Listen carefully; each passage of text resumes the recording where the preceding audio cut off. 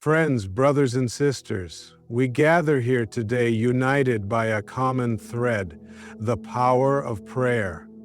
A power that has sustained generations, a power that has moved mountains, a power that resides within each and every one of us. Today, I want to talk about a specific aspect of this power, a concept that resonates deeply with the human spirit. Pray until it happens. Now, this isn't just a catchy phrase, it's a profound principle, a testament to the unwavering faith that can move us from despair to hope, from doubt to belief, from impossibility to possibility. It speaks to the persistence, the tenacity, the sheer determination that should characterize our communication with the divine. Think about it. How many times have we prayed for something only to give up after a few attempts?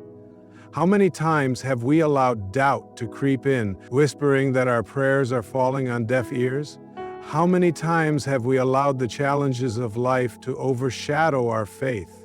Too often we treat prayer like a vending machine. Insert a request, expect an immediate response, and walk away disappointed when nothing happens. But true prayer is not transactional. It's not about demanding or manipulating. It's about building a relationship, a connection with the divine source of all creation. It's about pouring out our hearts, our hopes, our fears, our dreams, and trusting that we are being heard even when we don't see immediate results. Pray until it happens is a call to perseverance. It's a reminder that the divine is not bound by our timelines. It's about continuing to knock on the door even when it seems like no one is answering. It's about continuing to ask even when we feel discouraged. It's about continuing to seek even when the path ahead seems dark. This kind of persistent prayer is not easy. It requires patience. It requires humility. It requires a deep and abiding faith that transcends the circumstances we face. It's about believing, even when there's no evidence to support our belief. It's about trusting, even when we're surrounded by doubt. But pray until it happens is not just about passive waiting. It's not about sitting back and expecting miracles to fall from the sky. True prayer is active. It's about aligning our actions with our intentions. It's about doing our part while trusting in divine guidance. If we're praying for a better job, we shouldn't just sit at home waiting for the phone to ring. We should be updating our resumes, networking with people, and actively searching for opportunities. If we're praying for healing, we should also be taking care of our bodies, following our doctor's advice, and doing everything we can to promote our well-being. Prayer and action are two sides of the same coin. They complement each other. They empower each other. When we combine persistent prayer with consistent action, we create a powerful force that can bring about incredible results. Pray until it happens is an invitation to deepen our faith, to strengthen our connection with the divine, and to unleash the power that resides within us. It's a reminder that we are not alone on this journey. We have a source of strength, a source of hope, a source of love that is always available to us. So, I encourage you, my friends, don't give up on your prayers. Don't let doubt steal your faith. Don't let discouragement dim your hope. Continue to pray. Continue to believe. Continue to act. Pray until it happens. And you will be amazed at the incredible things that can happen when we combine the power of prayer with the power of action. The bedrock upon which the edifice of emotional mastery is constructed centers around the profound realization that true and lasting control over our emotional landscape originates not from a futile attempt to manipulate the external world or dictate the actions of others, but rather from a deep and introspective understanding of, and ultimately a skillful management of, the intricate workings of our own internal responses.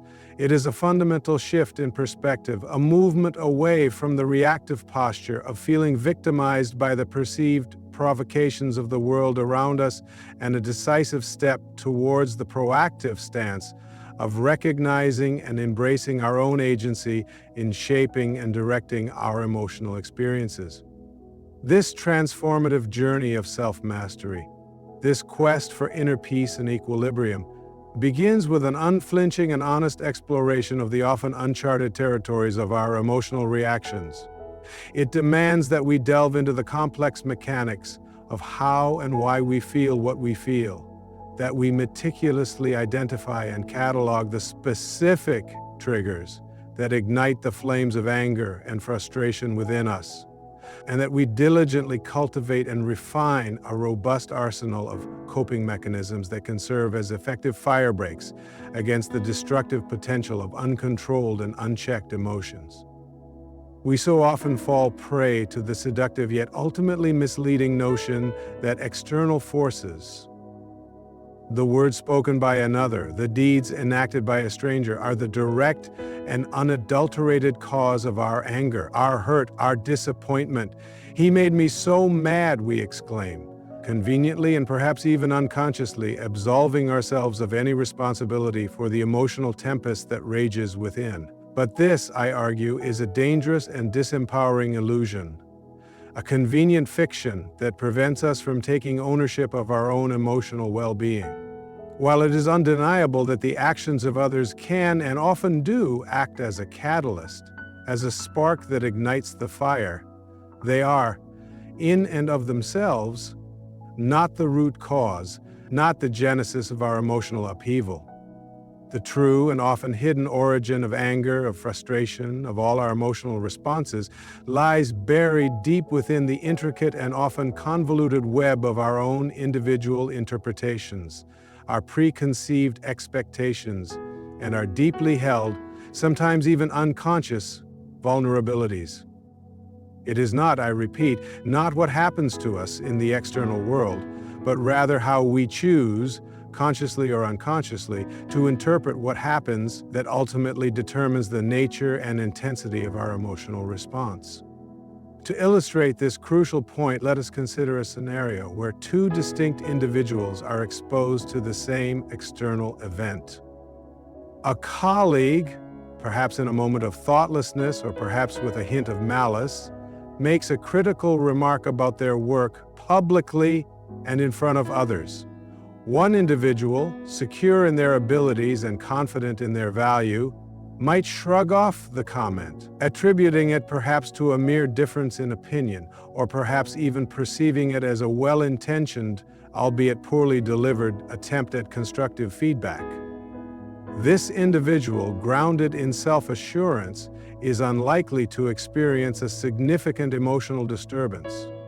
The other individual, however, perhaps struggling with self-doubt or feeling insecure about their professional standing, might seethe with resentment, interpreting the remark as a personal attack, a blatant and public disregard for their tireless efforts, or perhaps even as a confirmation of their deepest and most private anxieties about their professional competence. This individual, vulnerable and insecure, is likely to experience a surge of negative emotions.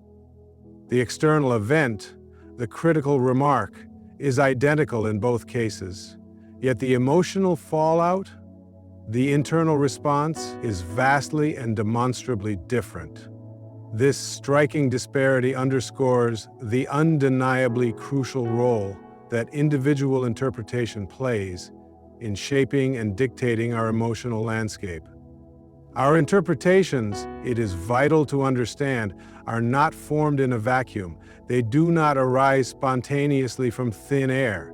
They are instead deeply and inextricably rooted in the rich and complex tapestry of our past experiences, the accumulated weight of our learned beliefs about ourselves, about others, and about the world at large. and the unique and often idiosyncratic nature of our individual sensitivities. A person who has been repeatedly and consistently criticized throughout their formative years, for example, might be more prone to interpreting even mildly critical feedback as harsh, demeaning, and personally wounding. Someone who struggles with the persistent and gnawing weight of low self-esteem might be more likely to perceive a seemingly innocuous comment from a colleague as a confirmation of their own perceived inadequacy. Our personal history, our past experiences, both positive and negative, act as a kind of filter, a lens through which we perceive and interpret the world around us, subtly yet powerfully coloring and shaping our emotional responses. Furthermore, and this is a point often overlooked, our expectations, both conscious and unconscious, play a significant and often underestimated role in how we react to the actions and words of others. If we hold unrealistic, idealized, or even simply unexamined expectations about how people should behave, about how the world should operate, we are in essence setting ourselves up for disappointment, frustration, and ultimately anger. We might, for example, expect everyone we encounter to be unfailingly considerate, uniformly respectful, and always agreeable to our point of view. But the reality, as we all know, is that people are complex, flawed, and often driven by their own hidden agendas, their own internal struggles, and their own unique perspectives. When our carefully constructed and often fragile expectations inevitably clash with the messy and unpredictable reality of human behavior, anger and resentment are often the unfortunate and predictable result. Truly understanding our own individual triggers is a crucial and often overlooked step on the path to effectively managing our anger and frustration. Triggers, these often subtle yet powerful catalysts, are specific situations, particular people, certain types of interactions, or even internal thoughts and memories that tend to evoke strong and often negative emotional reactions within us. These triggers can be external, residing in the world around us, such as a particular type of interpersonal interaction, a stressful or chaotic environment, or even a specific time of day.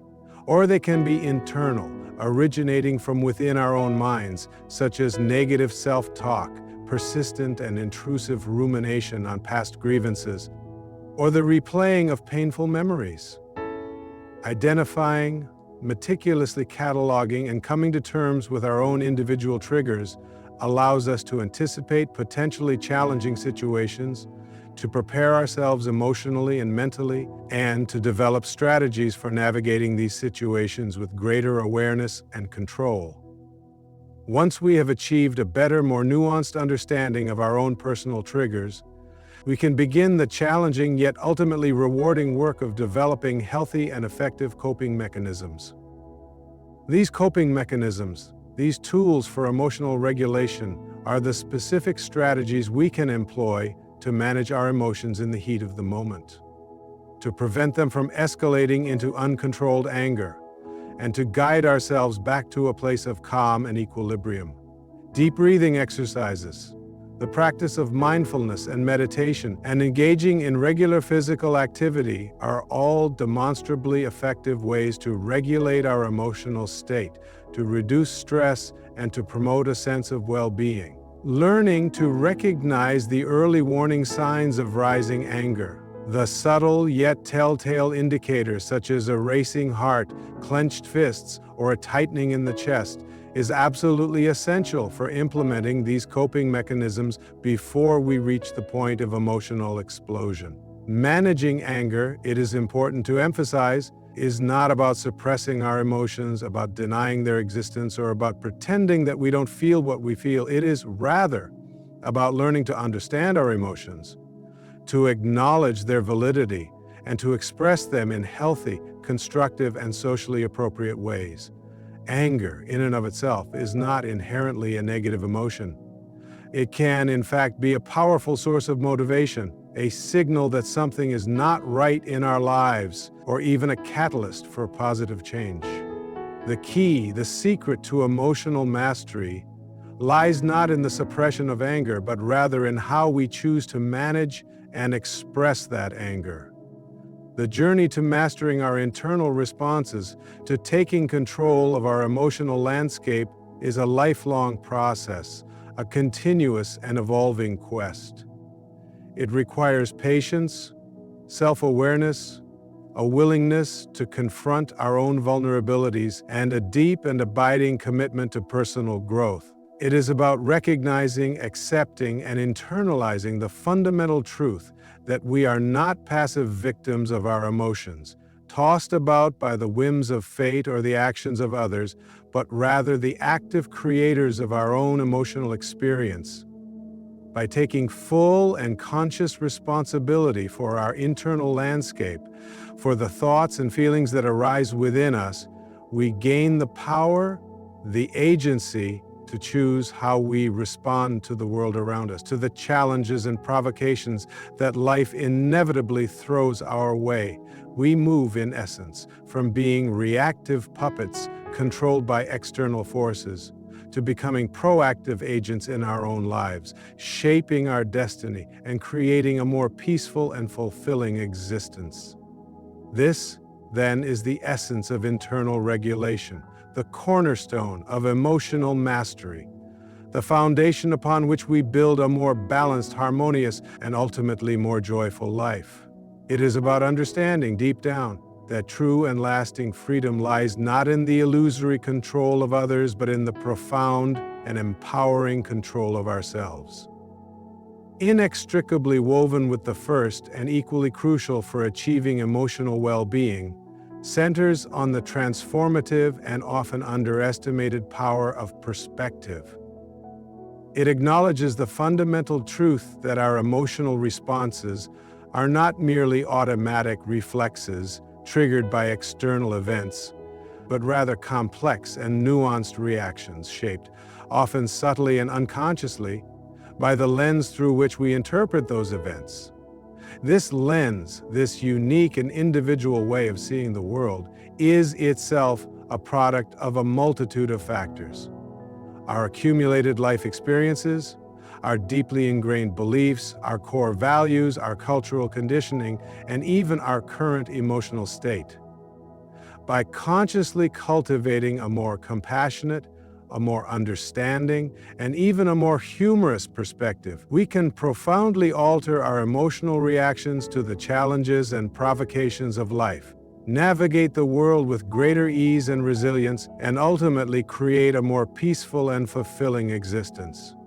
It is not, I must emphasize, about ignoring or denying our emotions, about pretending that we don't feel what we feel. It is instead about understanding the complex origins of our emotions, about recognizing the powerful influence of our interpretations, and about consciously choosing how we want to respond, rather than simply reacting impulsively.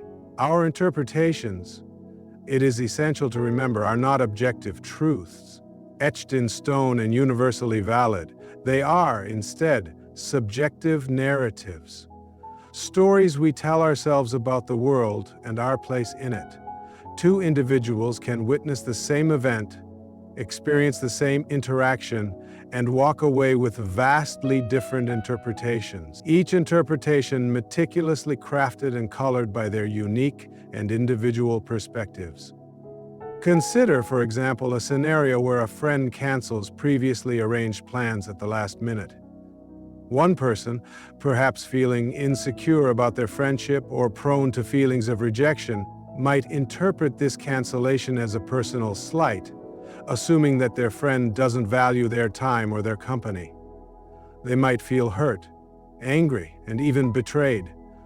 Another person, more secure in the relationship and more understanding of the unpredictable nature of life, might consider that their friend could be dealing with an unexpected emergency, feeling overwhelmed by other commitments, or simply needing some time alone.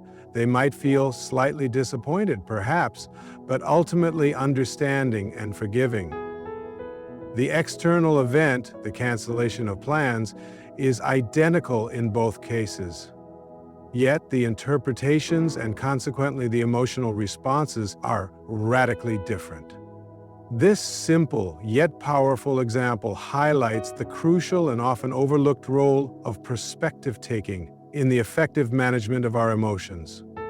Perspective-taking involves consciously and deliberately attempting to see a situation, an interaction, or even a person from another individual's point of view. It requires us to step outside the confines of our own assumptions, our own biases, and our own self-centered narratives, and to make a genuine effort to understand the other person's motivations, their feelings, their circumstances, and their unique way of seeing the world. This doesn't necessarily mean agreeing with their actions, condoning their behavior, or excusing their mistakes. It does, however, mean acknowledging their humanity, recognizing their inherent worth, and understanding that everyone, including ourselves, is doing the best they can with what they have, with the resources available to them, and with the level of awareness they possess at that particular moment. Often, anger and frustration arise from the deeply ingrained and often unconscious belief that we know the right way things should be, that our way of seeing the world is the only valid way, and that anyone who deviates from that path is either intentionally malicious, willfully ignorant, or simply incompetent. We create rigid and often unrealistic expectations about how people should behave, about how the world should operate, and when those expectations are inevitably violated, when reality clashes with our idealized vision, we feel personally offended, betrayed, and angry. But the reality, as we all know, is that there is no single right way, no universally accepted truth, no absolute standard of behavior. People have different values, different priorities, different cultural backgrounds, and different ways of perceiving and interacting with the world. By recognizing this inherent diversity, by relinquishing our need to be right all the time, and by accepting the validity of other perspectives, we can significantly reduce our susceptibility to anger, frustration, and resentment. Cultivating a more compassionate perspective involves recognizing and embracing the shared humanity of all people, even those whose actions we find reprehensible. We all, regardless of our backgrounds, our beliefs, or our behaviors, experience pain, suffering, and insecurity. We all make mistakes, often unintentionally. We all have our own internal struggles, our own hidden battles, our own vulnerabilities. By acknowledging this shared vulnerability, by recognizing that we are all in essence flawed and imperfect beings, we can develop a greater sense of empathy and understanding, even for those whose behavior we don't condone, even for those who have hurt us. This doesn't mean excusing hurtful actions, minimizing their impact, or condoning harmful behavior. It does, however, mean choosing to respond with compassion rather than anger, with understanding rather than judgment, with forgiveness rather than resentment. Humor, often underestimated and underutilized, can be a remarkably powerful tool for shifting perspective, for lightening our emotional load, and for navigating the challenges of life with greater ease. The ability to find humor in a frustrating or even painful situation can help us to detach from our emotional reactivity, to step back from the intensity of the moment and to see things in a lighter, less serious, and more balanced light. It's not, I hasten to add, about making light of someone else's pain or suffering, about trivializing their experiences, or about mocking their misfortunes. It is, rather, about finding the absurdity in the situation itself, about recognizing the inherent irony of life, and about using humor as a way to diffuse tension, reduce stress, and maintain a sense of perspective. Developing a more flexible and adaptable perspective is absolutely essential for navigating the inherent complexities and uncertainties of human interaction. People are unpredictable. Life rarely goes according to plan, and things don't always turn out the way we expect them to. By embracing uncertainty, by accepting that change is a constant, and by recognizing that things will not always go our way, we can significantly reduce our tendency to become frustrated, resentful, and angry when faced with unexpected challenges or setbacks. It's about learning to roll with the punches, to adapt to changing circumstances, to find the silver lining in every cloud, and to maintain a sense of optimism even in the face of adversity. The practice of mindfulness, the art of paying attention to the present moment without judgment, can also play a significant and transformative role in shifting our perspective. By cultivating a greater awareness of our thoughts, our feelings, and our bodily sensations, we can begin to see more clearly how our interpretations, our beliefs, and our past experiences shape our emotional responses. We can learn to observe our thoughts without getting caught up in them, to acknowledge our feelings without being overwhelmed by them, and to choose a more thoughtful and intentional response rather than simply reacting impulsively.